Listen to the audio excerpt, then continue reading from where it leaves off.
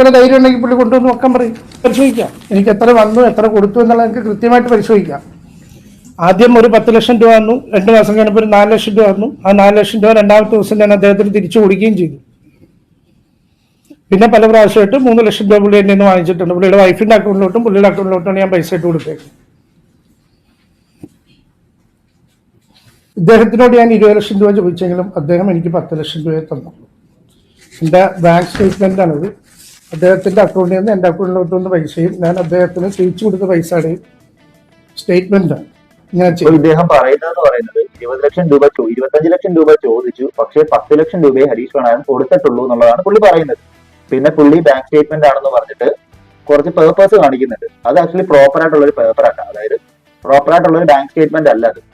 ഈ പറഞ്ഞ പോലെ എക്സലിനകത്ത് നമുക്ക് പ്രിന്റ് ഔട്ട് എടുക്കാൻ പറ്റണ തരത്തിലുള്ള കുറച്ച് പേപ്പേഴ്സ് മാത്രമാണ്. ഒരു ബാങ്ക് സ്റ്റേറ്റ്മെന്റ് ആയിട്ട് നമുക്ക് കണക്കൂട്ടാൻ പറ്റില്ല. സോ അടുത്ത എന്താണ് പുള്ളി പറയുന്നത്? കഴിഞ്ഞ 1.5 മാസം മുമ്പ് ഹരീഷ് കണാരൻ നടത്തിയ ഒരു പ്രസ്താവന, അത് എനിക്കും എൻ്റെ കുടുംബത്തിനും നേരിട്ട ഒരുപാട് വിഷമങ്ങൾ ഇന്നും തുടരുന്നത് കൊണ്ടുമാണ്.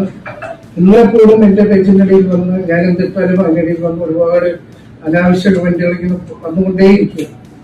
ഞാൻ പ്രതികരിക്കേണ്ടെന്ന് തീരുമാനിച്ചിരുന്ന ആളാണ്. ഞാൻ എൻ്റെ സിനിമ റിലീസ് കഴിഞ്ഞ് പ്രതികരിക്കാനൊക്കെ ആലോചിച്ചിരുന്നതാണ്. പക്ഷെ ഓരോ ദിവസം വൈകും തോറും ഇതിങ്ങനെ വഷളായിക്കൊണ്ടിരിക്കുക. അപ്പൊ ഇനി എനിക്ക് പിടിച്ചു നിൽക്കാൻ പറ്റുമെന്ന് തോന്നിയില്ല. അതുകൊണ്ട് എന്റെ കാര്യങ്ങൾ നിങ്ങളെയൊക്കെ അറിയിക്കാൻ വേണ്ടിയാണ് ഞാൻ ഇന്നിങ്ങനെ ഒരു പത്രസമ്മേളനം വെച്ച് വരുത്തിയിരിക്കുന്നത്.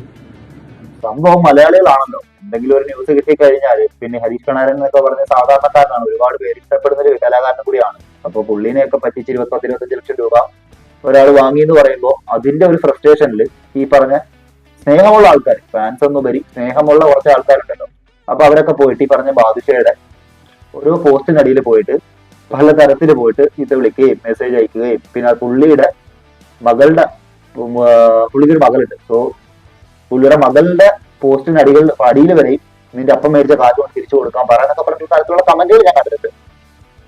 സോ ഒരു ക്ലിപ്പ് കൂടെ വെക്കാം. ശരിക്കും ആ സിനിമയിൽ സംഭവിച്ചത്, ഞാൻ ഒരിക്കലും അയാൾ ആ സിനിമയിൽ നിന്ന് പുറത്താക്കിയിട്ടില്ല. ഹരീഷ് കണാരനെ പോലത്തെ ഒരു ആർട്ടിസ്റ്റ് വാങ്ങിക്കൊണ്ടിരിക്കുന്ന ഒരു ശമ്പളം ആ സിനിമയ്ക്ക് കൊടുക്കാൻ പറ്റാത്തൊരവസ്ഥയായിരുന്നു. കാര്യം ആ സിനിമയ്ക്ക് അത് ടെക്നിക്കൽ സൈഡിൽ ഒരുപാട് പൈസകൾ വേണ്ടി വന്ന ഒരു പടമാണ് ARM സിനിമ. അന്ന് അതിന്റെ ഇതിനകത്ത് എനിക്ക് തോന്നുന്നത്, ഇതിപ്പോ ആക്ച്വലി ഞാൻ ഒരു കാര്യം ചോദിക്കട്ടെ.